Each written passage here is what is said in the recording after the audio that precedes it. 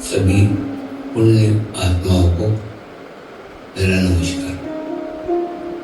आइए आज हम अंतर्मुखी होकर भीतर की यात्रा पे चलते हैं।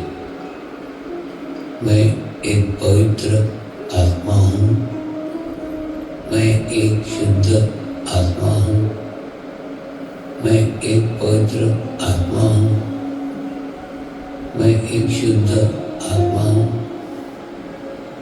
मैं एक पवित्र आत्मा हूँ, मैं एक शुद्ध आत्मा हूँ। વાહ, આજે કેટલી બધી સામૂહિકતા એકઠી થઈ છે. સૌને જય બાબા સ્વામી.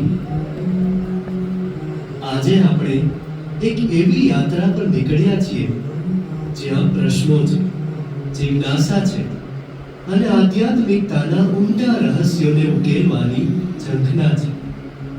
હિમાલયની શાંતિથી લઈને શહેરોમાં બનતી ધ્યાન સ્થળીઓ સુધી, મૂર્તિઓમાં પ્રાણ પ્રતિષ્ઠાના વિજ્ઞાનથી લઈને ગુરુ કૃપાના પ્રવાહ સુધી, ચાલો આ યાત્રામાં જોડાઈએ અને જોઈએ કે કેવી રીતે સામાન્ય મનુષ્ય પણ આધ્યાત્મિક ઉન્નતિના માર્ગે આગળ વધી શકે છે.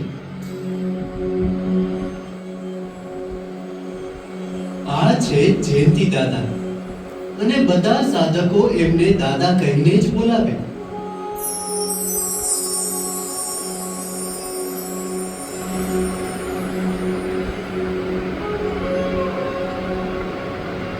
દાદાજી, તમે હમણાં ક્યાંક ધ્યાન શિબિરમાં ગયા હતા ને?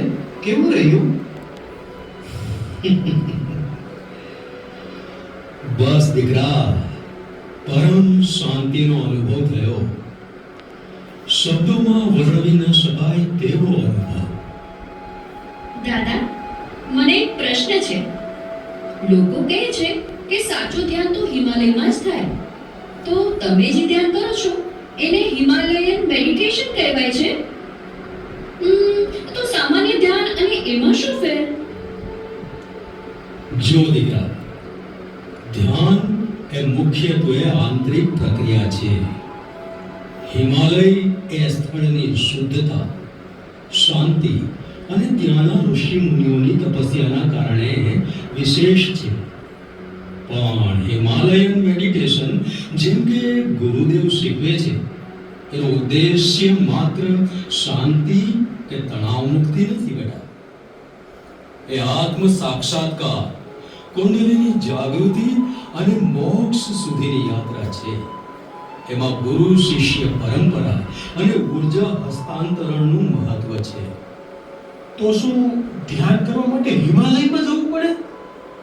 સમાજમાં આવી કોઈ ખાસ જગ્યાઓ નથી? આપણે રાજકોટમાં બેઠા છીએ, તો અહીંયા શું કરીએ? જુઓ વિવેકભાઈ, હિમાલયમાં જવું પડે એવું બિલકુલ નથી. ધ્યાન એ તમારી આંતરિક સ્થિતિ પર વધુ નિર્ભર છે.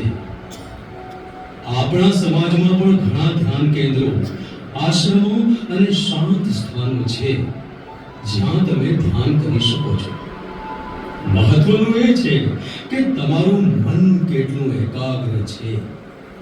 જુઓ, ગુરુદેવ તો કહે છે કે તમે જ્યાં પણ શ્રદ્ધાપૂર્વક બેસો ત્યાં જ હિમાલય બની જાય છે. દાદા, તમે મંદિરોમાં જે પ્રાણ પ્રતિષ્ઠા થાય છે એની વાત કરતા હતા. એ મૂર્તિ પ્રાણ પ્રતિષ્ઠા શું છે? કોઈ પણ મૂર્તિમાં ખરેખર ઉર્જા હોય એ કેવી રીતે જાણી શકાય? પ્રાણ પ્રતિષ્ઠા એટલે મૂર્તિમાં દૈવી ચેતનાનું સ્થાપન કરવું. કમળાબેન, એ માત્ર પથ્થર કે ધાતુનો ટુકડો નથી રહેતો, પણ એક જીવંત દૈવી સ્વરૂપ બની જાય છે. તમે તેની નજીક જાઓ ત્યારે જો તમને શાંતિ, સકારાત્મકતા, એક પ્રકારનું કંપન કે દૈવી હાજરીનો અનુભવ થાય તો સમજવું કે તેમાં ઉર્જા છે. ઘણા લોકોને ત્યાં જઈને મનોકામના પૂર્ણ થવી કે શાંતિ મળવી જેવા અનુભવો થાય છે. પણ દાદા, મોટા ભાગની મૂર્તિઓ ભૂતકાળના ભગવાન કે સમાધિસ્થ ગુરુઓની જ કેમ હોય છે? અર્જુન, આવા મહાનુભાવોએ પોતાના જીવનકાળમાં સર્વોચ્ચ આધ્યાત્મિક અવસ્થા પ્રાપ્ત કરી હોય છે. તેઓ પ્રેરણા, શ્રદ્ધા અને ભક્તિનું કેન્દ્ર હોય છે. પ્રાણ પ્રતિષ્ઠા દ્વારા તેમની એ પ્રચંડ ઉર્જાને મૂર્તિમાં આહવાન કરવામાં આવે છે, જેથી તે ભક્તો માટે માર્ગદર્શનનું પ્રતીક બની રહે. માનવ મન માટે અમૂર્ત કરતાં મૂર્ત સ્વરૂપમાં શ્રદ્ધા રાખવી સહેલી પડે છે. તો દાદા, શું કોઈ જીવંત વ્યક્તિ પણ પોતાની મૂર્તિ બનાવી અને તેમાં પોતાના પ્રાણ સ્થાપિત કરી શકે? શું અત્યારે સમાજમાં આવા કોઈ સ્થાન છે? રિયા બેટા, સૈદ્ધાંતિક રીતે હા, પરંતુ તે અત્યંત દુર્લભ છે. જે વ્યક્તિએ ઉચ્ચતમ આધ્યાત્મિક અવસ્થા પ્રાપ્ત કરી હોય અને પ્રચંડ પ્રાણ શક્તિ ધરાવતી હોય તે આવું કરી શકે છે.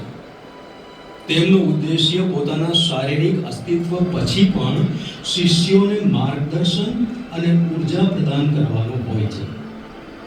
ભારતમાં કેટલાક પ્રાચીન મંદિરો કે સંતોની સમાધિ સ્થાનો એવા છે જ્યાં તેમની સૂક્ષ્મ હાજરી અને ઉર્જા અનુભવાય છે. જો કે આધુનિક સમયમાં આવા દાખલા ભાગ્યે જ જોવા મળે છે.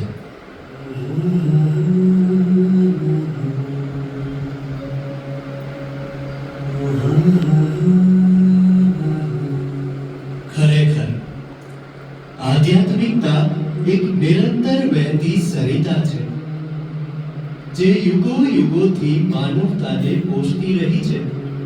અને આધુનિક સમયમાં પણ એ જ પ્રાચીન જ્ઞાન નવા સ્વરૂપે પ્રગટ થઈ રહ્યું છે. હવે જોઈએ આ જ્ઞાન કેવી રીતે એક નવા નિર્માણનું કારણ બને છે.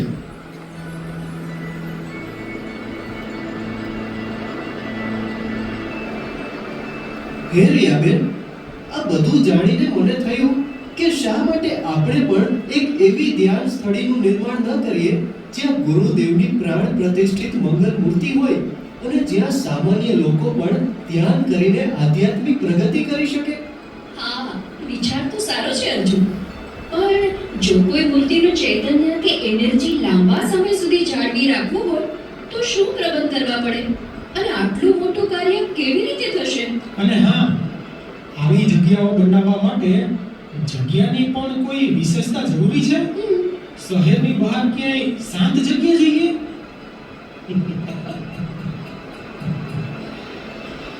ખૂબ સારો વિચાર છે દીકરાઓ. મૂર્તિનું ચૈતન્ય જાળવી રાખવા માટે નિયમિત પૂજા, આરતી, ભજન, કીર્તન અને વૈદિક અનુષ્ઠાનો ખૂબ જ જરૂરી છે. સ્થળની શુદ્ધતા અને પવિત્રતા જાળવવી અને ત્યાં આવતા ભક્તોની સકારાત્મક ભાવનાઓ અને શ્રદ્ધા પણ એટલી જ મહત્વની છે. નિયમિત સામૂહિક ધ્યાન પણ ઉર્જાને પોષણ આપે છે. અને હા, જગ્યાની વિશેષતા હોય તો સારું, જેમ કે શાંત અને પ્રકૃતિની નજીક, જ્યાં પ્રાકૃતિક રીતે જ સકારાત્મક ઉર્જા હોય. પણ જો એવી આદર્શ જગ્યા ન પણ મળે તો પણ સાચી પ્રાણ પ્રતિષ્ઠા અને નિયમિત સાધના દ્વારા કોઈ પણ જગ્યાને ઉર્જાવાન બનાવી શકાય છે. તો દાદા, આ મંગલ મૂર્તિમાં પ્રાણ પ્રતિષ્ઠા કરીને ધ્યાન સ્થળી બનાવવાનો મૂળ ઉદ્દેશ્ય શું છે? વાહ, તેનો મૂળ ઉદ્દેશ્ય એક કેન્દ્રિત, સકારાત્મક અને ઉચ્ચ આધ્યાત્મિક ઉર્જાનું નિર્માણ કરવાનું છે. આ ઉર્જા ધ્યાન કરનારાઓને ઊંડાણમાં ઉતરવામાં મદદ કરે છે બેટા. એક એવું વાતાવરણ પૂરું પાડવું જ્યાં બાહ્ય વિક્ષેપો વિના સાધના થઈ શકે, ગુરુની ઉર્જાનો પ્રવાહ સતત મળે અને સામૂહિક ચેતનાનો વિકાસ થાય. જે સમાજમાં આધ્યાત્મિક જાગૃતિનો પ્રસાર કરે, ભવિષ્યની પેઢીઓ માટે એક સ્થાયી આધ્યાત્મિક સંપત્તિનું નિર્માણ થાય. દાદા, સામાન્ય રીતે તો આધ્યાત્મિક પ્રગતિ માટે લોકો હિમાલય જાય છે. શું આવી ધ્યાન સ્થળી પર પણ એવી જ પ્રગતિ થઈ શકે? ચોક્કસપણે દીકરી, ધ્યાન અને આધ્યાત્મિક પ્રગતિ એ વ્યક્તિની આંતરિક શ્રદ્ધા, સમર્પણ અને ગુરુ પ્રત્યેની ભાવના પર આધાર રાખે છે.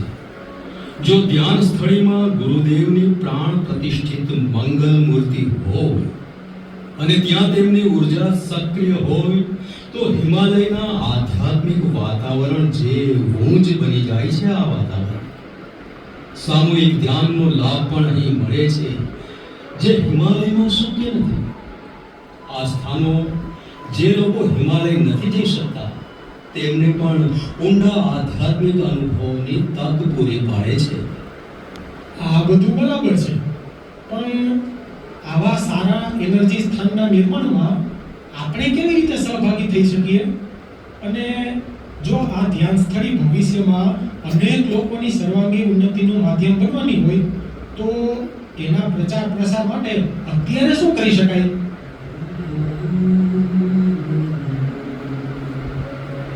પ્રશ્નોનો દોર અહીં અટકતો નથી.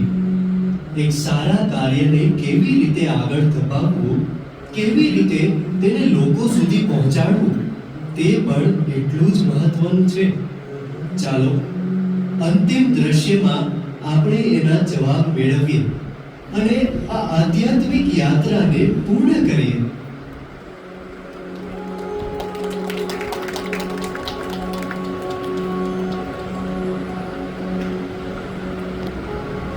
જુઓ દીકરાઓ, આવા સ્થાનના નિર્માણમાં સહભાગી થવાના ઘણા રસ્તા છે.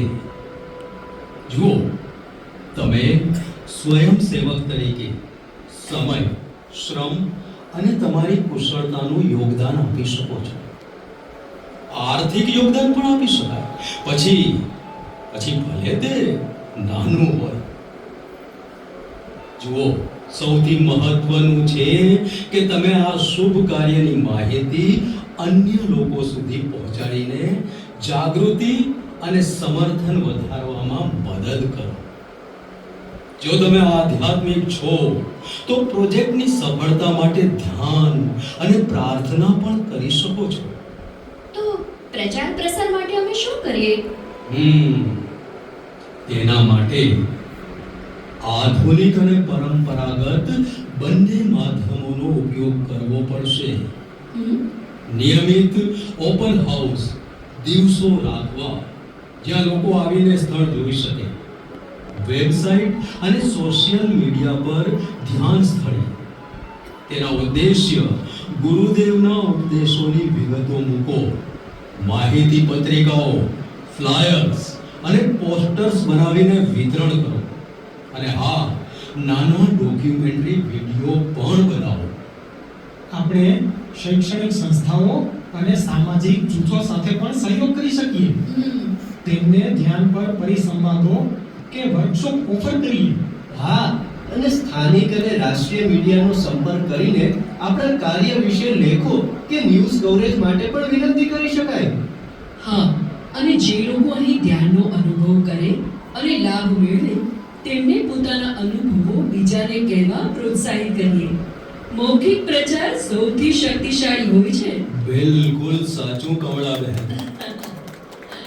અને સમયાંતરે ધ્યાન શિબિરો, આધ્યાત્મિક પ્રવચનો, ભક્તિ સંગીતના કાર્યક્રમોનું આયોજન કરીએ, જેથી વધુ ને વધુ લોકો આકર્ષિત થાય. તો ચાલો આપણે બધા ભેગા મળીને આ ભગીરથ કાર્યમાં લાગી જઈએ. આ ધ્યાન સ્થળી ખરેખર અનેક લોકોની સર્વાંગી ઉન્નતિનું માધ્યમ બનશે. હા, અને ગુરુદેવના સંકલ્પને આપણે સાકાર કરીશું. હા.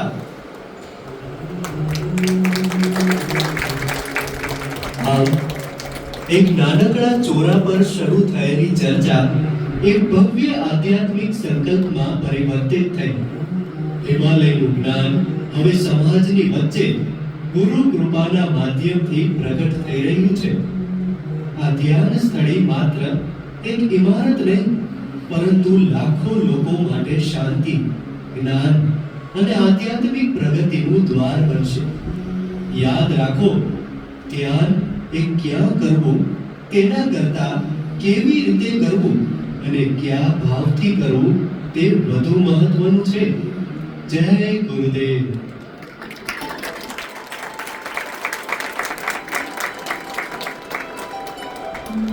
આટલી મોટી જગ્યા પણ બધા શિલાદાનની જ વાત કેમ કરે છે? ગુરુદેવે પણ એ જ કહ્યું હતું. પણ આ શિલા એટલે શું અને એનું શું મહત્વ સમજાતું નથી કાંઈ. હા, એક મૂંઝવણ લાગે છે, કેમ? હા દાદાજી, થોડી મૂંઝવણ છે. હું અહીં ધ્યાન સ્થળીમાં આવ્યો છું અને આ બધા શિલાદાનની જ વાતો કરે છે. મને સમજાતું નથી કે આ શિલાદાન શું છે અને તેનું મહત્વ શું છે. શું આ કોઈ સામાન્ય પથ્થરનું દાન છે? બેટા, તારો પ્રશ્ન બહુ જ સુંદર છે. જો, આ માત્ર સામાન્ય પથ્થર નથી, આ તો આધ્યાત્મિક યાત્રાનો એક આધાર છે. ગુરુદેવ પણ હંમેશા કહે છે કે કોઈ પણ કાર્ય પાછળનો ભાવ જ મહત્વનો હોય છે. બીજું એ કે આ શિલાઓ ધ્યાનની સકારાત્મક ઉર્જાને શોષી અને પ્રસારિત કરે છે, ત્યારે તેની ઉર્જા વધુ શુદ્ધ અને શક્તિશાળી બને છે. આ ઉર્જા નવા આવનારા સાધકોને પણ ધ્યાનમાં તરત સ્થિર થવામાં મદદ કરે છે બેટા. અને જુઓ, ત્રીજું અને સૌથી મહત્વનું, આ એક મોટો સેવા ભાવ છે. આ નિસ્વાર્થ સેવા જ તો પુણ્ય કમાવાનું અને ગુરુદેવના આશીર્વાદ મેળવવાનું સૌથી સરળ માધ્યમ છે. વાહ દાદાજી, મને આજે પહેલી વાર સમજાયું કે શિલાદાન કેટલું મહત્વનું છે. આ તો માત્ર પથ્થર નથી, પણ આધ્યાત્મિક ઉન્નતિનો આધાર છે. મેં વિચાર્યું જ નહોતું કે એક નાનો પથ્થર આટલું મોટું મહત્વ ધરાવી શકે. તે દાદાજી, જે રીતે આ સમાજમાં અલગ અલગ પ્રકારના આવિષ્કાર થતા રહે છે, તેવી જ રીતે આધ્યાત્મિક બાબતમાં પણ નવા આવિષ્કાર થતા હશે. હા, આવા આવિષ્કાર આધ્યાત્મિક ક્ષેત્રે પણ થાય છે. જેમ કે અત્યારે સૌથી મોટો આધ્યાત્મિક આવિષ્કાર એ છે કે પોતાની મૂર્તિમાં પોતાના જ પ્રાણ સ્થાપિત કરવાના. હવે આવું શું કામ કરવું પડ્યું તે પણ સમજાવો. પરંતુ આ માટે તમારે મારા અમુક પ્રશ્નોના ઉત્તર આપવા પડશે. જુઓ, પહેલી વાત એ કે આધ્યાત્મિક બાબત માટે સમરૂપતાનું મહત્વ બહુ જ છે. હવે તમે મને એ કહો, અત્યાર સુધીની બધી જ દેવી દેવતા અને ગુરુઓની મૂર્તિઓ શું સમરૂપ છે? ઉર્જાની બાબતમાં સમરૂપતા નથી. કેવી રીતે? ચાલો હવે આખી દુનિયાની કોઈ એક એવી મૂર્તિ બતાવો કે જે ભગવાન અથવા તો જે ગુરુ મૂર્તિ હોય તેમાં એમણે જ પોતાના પ્રાણ સ્થાપિત કરેલા હોય. એકેય નથી. મતલબ આપણે એ સ્વીકારવું પડશે કે ગમે તેટલું પ્રસિદ્ધ મંદિર હો તો પણ તેની અંદર રહેલી મૂર્તિ ઉર્જાની દ્રષ્ટિએ સમરૂપ નથી જ. હવે હું તમને એમ કહું કે અત્યારની આપણી મોરબી ધ્યાન સ્થળીમાં આવી જ ઉર્જાની દ્રષ્ટિએ સમરૂપ મંગલ મૂર્તિની પ્રાણ પ્રતિષ્ઠા થઈ ચૂકી છે અને વિશ્વમાં આવા જ બીજા 15 થી વધારે સ્થાનોનું નિર્માણ થઈ રહ્યું છે. શું આ અતિ મોટી આધ્યાત્મિક ઉત્ક્રાંતિ ના કહેવાય? અરે 110% કહેવાય. આપણે કેટલા ભાગ્યશાળી કહેવાય કે આવા સ્થાનોનું નિર્માણ આપણા જીવનકાળ દરમિયાન થઈ રહ્યું છે. હવે હું તમને એક અતિ મહત્વની વાત કરવા જઈ રહ્યો છું, માટે ખૂબ જ ધ્યાનથી સાંભળજો બધા. તમને શું લાગે છે કે આ ગુરુઓ પોતાની મૂર્તિ સ્થાપન કરી પોતાની વાહવા કરવા માંગે છે? ના, બિલકુલ નહીં. આ ગુરુ શક્તિઓનો માત્ર એક જ ઉદ્દેશ છે કે આવા સ્થાનના નિર્માણ કાર્યમાં આપણે તન, મન અને ધન તથા એક પથ્થરનું દાન એટલે કે શિલાનું દાન કરી આ અત્યંત મહત્વપૂર્ણ સ્થાન સાથે ચિત્તથી જોડાઈ જઈએ, જેથી આપણી પણ સર્વાંગી ઉન્નતિ એની મેળે થઈ જાય.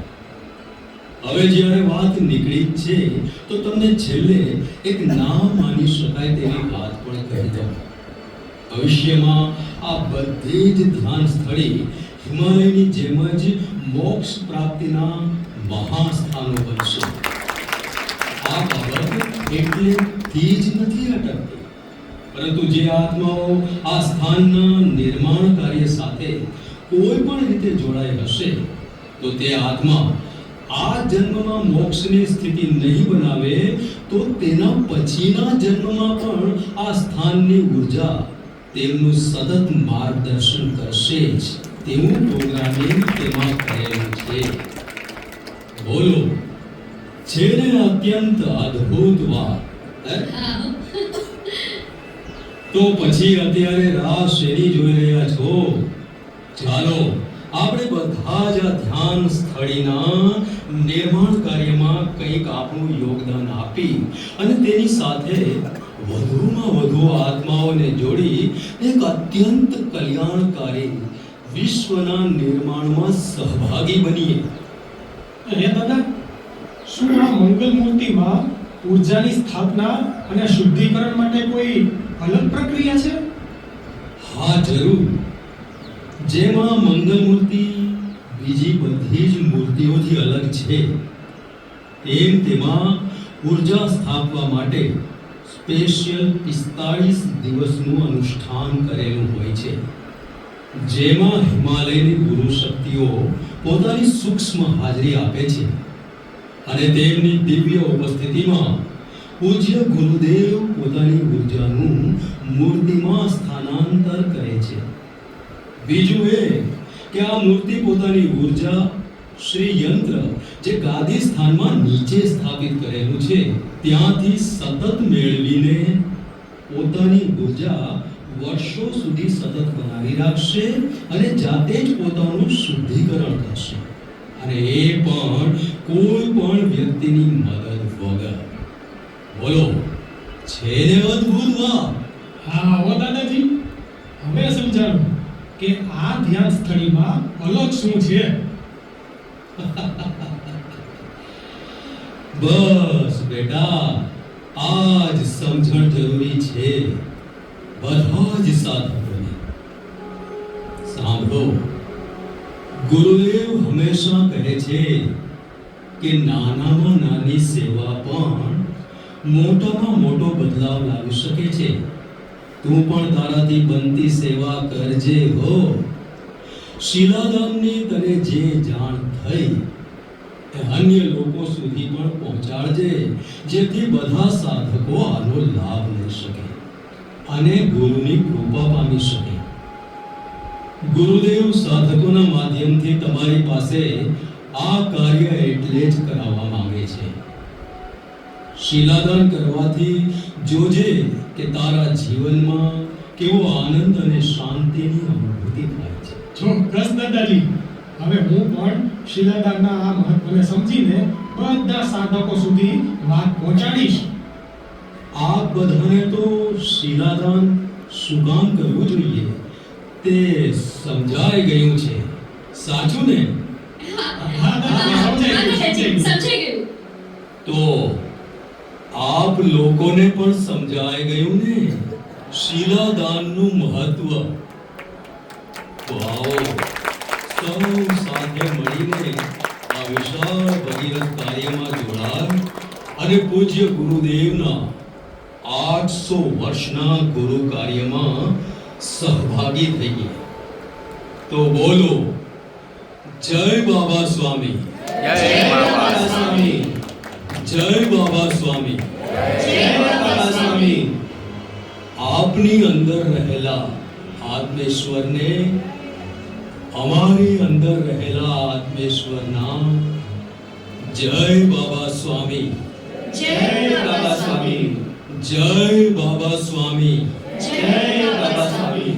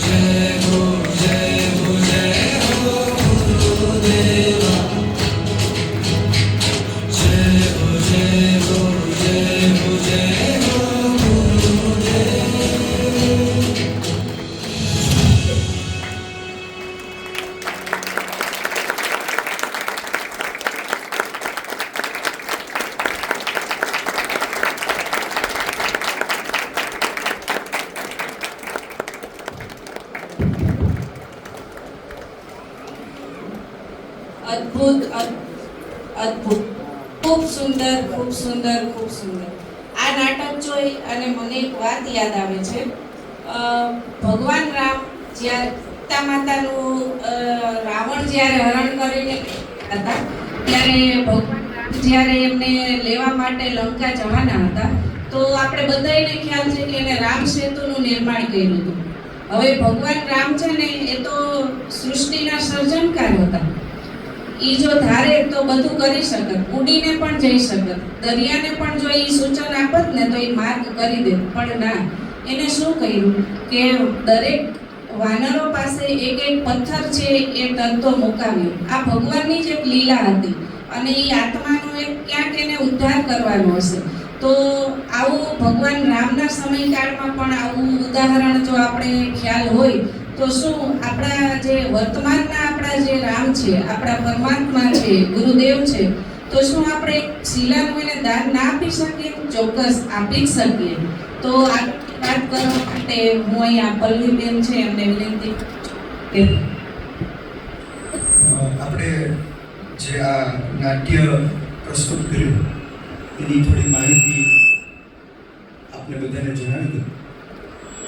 આ નાટ્યની અંદર જે વોઇસ ઓવર એટલે કે રેકોર્ડિંગ ચાલુ હતું એમાં મુખ્ય દાદાજીના જે અવાજ હતો એ તે શ્રી હર્ષદભાઈ મલિકનો, કે જેઓ રેડિયો આર્ટિસ્ટ છે અને ખૂબ જ ઘણા બધા ગુજરાતી પિક્ચરો અને એની અંદર એમને અવાજ પોતાનો આપ્યો છે. ત્યારબાદ દર્પણભાઈ સોની કે જેમણે અવાજ આપ્યો છે પ્રવક્તા અને અર્જુન બંનેનો ડબલ અવાજ આપેલો છે. ત્યારબાદ અલ્પેશભાઈ ઠાક કે જેમણે વિવેકમાં વોઇસ ઓવર આપેલું છે અને રિયા અને કમળાબેન એમાં વોઇસ ઓવર આપ્યું છે હેતલબેન રાવલ કે જે આકાશવાણીમાં છે અને રેડિયોના ઉદ્ઘોષક પણ છે અને ખાસ આપણી સાથે આપણા સાધકબેન પણ છે. બેક સપોર્ટ કે આ બધું સ્ટેજ સજાવટ, લાઇટોની સજાવટ, આ બધા ફૂલોની સજાવટ જોઈ રહ્યા છો એ આપણા સાધક પ્રદીપભાઈ અને સુધીરભાઈ પટેલે એમાં ભાગ ભજવ્યો છે. અને મેં પહેલાં જાહેર કર્યું એમ બધા જ કલાકારો આપણા સાધકો જે મુખ્ય રાઇટર, ડિરેક્ટર, એક્ટર જે દાદાજીના પાત્રમાં હતા રાકેશભાઈ, એ પોતે પણ એક સરસ એક્ટર છે. શ્રીનાથજીની ઝાંખી અને બધા પ્રકારના કાર્યક્રમો ખૂબ જ સફળતાપૂર્વક પૂરા કર્યા છે અને એમનો જે ભાવ હતો કે પૂજ્ય ગુરુદેવના ચરણોમાં આવું કંઈક પ્રસ્તુત કરવું, તો આજે એમની માટે પણ આપણે જોરદાર તાલીઓ પાડી. એમને જ આ બધાનું જે અહીંયા ડાયરેક્શનના આધારે ઓઠ પકડાવવાનું કાર્ય થતું હતું અને એક્ટિંગ થતી હતી એ આખું રાકેશભાઈના માર્ગદર્શન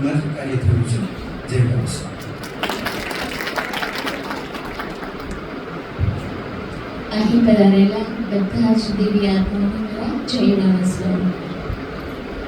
ખૂબ સરસ આમ જોઈએ ને તો બધાએ એટલું સરસ આમ કહે ને મન ગદગદિત કરી દીધું છે કે હવે એમ થાય કે આપણી પાસે જે છે એ પૂર્ણ